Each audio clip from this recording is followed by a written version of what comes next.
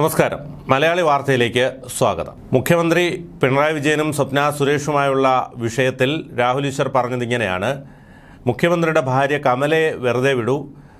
വീണയൊക്കെ ഇതുമായി ബന്ധപ്പെട്ട് ചിലപ്പോൾ എന്തെങ്കിലുമൊക്കെ ഉണ്ടായിട്ടുണ്ടാവാം, പക്ഷേ കമലയെ ഇക്കാര്യത്തിൽ വലിച്ചിഴയ്ക്കരുത് എന്നാണ് രാഹുൽ ഈശ്വർ പറഞ്ഞത്. കാരണം ഇത്തരത്തിലുള്ള സംഭവവികാസങ്ങൾ ഉണ്ടാകുമ്പോൾ സ്വാഭാവികമായും പണ്ട് സോളാർ വിഷയത്തിൽ അന്നത്തെ മുഖ്യമന്ത്രിയായിരുന്ന ഉമ്മൻചാണ്ടിക്കെതിരെ എന്തെല്ലാം ആരോപണങ്ങളാണ് ഉയർന്നത്, പക്ഷേ അതൊക്കെ ഇപ്പോൾ എവിടെ പോയി?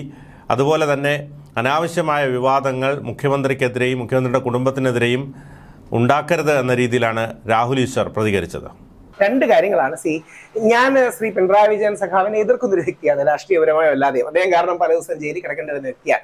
പക്ഷെ ആരാണെങ്കിലും, ശ്രീമതി സ്വപ്നയാണെങ്കിലും ആരാണെങ്കിലും, അദ്ദേഹത്തിന്റെ ഭാര്യ ശ്രീമതി കമലയൊക്കെ വലിച്ചടിക്കുന്ന ഒരു സാധനം കഴിയുന്നത്ര അത് അവോയ്ഡ് ചെയ്യണം. കാര്യം എനിക്ക് തോന്നുന്നില്ല സീരിയസ് ആയി പിണറായി വിജയന്റെ ഏറ്റവും വലിയ രാഷ്ട്രീയ ശത്രു പോലും ശ്രീമതി കമല എന്തിലെങ്കിലും ഇൻവോൾവ് ആണെന്ന് പറയാൻ അവർ നമ്മൾ മനസ്സിലാക്കുന്നത് യാതൊരു രീതിയിലും. ഇപ്പൊ വീണയെ കുറിച്ച് പിന്നെ ഒരു IT മേഖലയൊക്കെ ഉണ്ടെന്ന് പറയാം, പക്ഷെ വീണയൊക്കെ അകാരണമായി പലരും ഡ്രാഗ് ചെയ്യാറുണ്ടെന്നുള്ള സത്യമാണ്. ശ്രീമതി സ്വപ്നയുടെ കയ്യിൽ അവർ 164 സ്റ്റേറ്റ്മെന്റ് കൊടുത്തു എന്നറിയാൻ മനസ്സിലാക്കുന്ന മുമ്പ് തെളിവുകൾ ഉണ്ടെങ്കിൽ അത് പൊതുസമക്ഷം വരട്ടെ. പക്ഷേ ഈ ആരോപണ പ്രത്യാരോപണങ്ങൾ കുറച്ച് അധികമായി എന്ന് എനിക്ക് തോന്നുന്നു. വേറൊന്നും കൊണ്ടല്ല, നമ്മൾ ഒരുപാട് ആരോപണങ്ങൾ കേൾക്കുന്നു. ആദ്യത്തെ വലിയ സീരിയസ് ആയി ആൾക്കാരെല്ലാം ചർച്ച ചെയ്തു, പിന്നെ ഇതിന്റെ ഒരു ഗ്രാവിറ്റി കുറഞ്ഞതുപോലെ തോന്നുന്നു.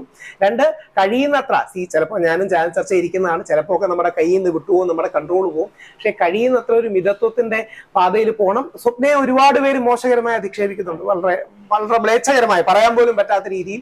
തിരിച്ച് സ്വപ്നയുടെ ചില ആരോപണങ്ങളും ഒരു അതിര് കവിഞ്ഞിട്ടുണ്ട്. എനിക്ക് എന്റെ ധാരണ ശരിയാണെങ്കിൽ ശ്രീ ഹസ്കറിനെതിരെ മാനനഷ്ടത്തിനോ എന്തോ ഒരു കേസോ കാര്യങ്ങളോ കൊടുത്തിട്ടുണ്ട്. ഈ സ്വപ്നയാണെങ്കിലും ശരിക്കും നമ്മുടെ രാഷ്ട്രീയം കുറച്ചുകൂടെ നയങ്ങളെ അധിഷ്ഠിതപ്പെടുത്തിയാകണം എന്നുള്ളതാണ്. നമുക്കെല്ലാം ഇഷ്ടമുള്ള ഒരാളാണ് ഉമ്മൻചാണ്ടി സാർ. ചാണ്ടി സാറിനെ എന്തൊക്കെ പറഞ്ഞ് അപമാനിച്ചു.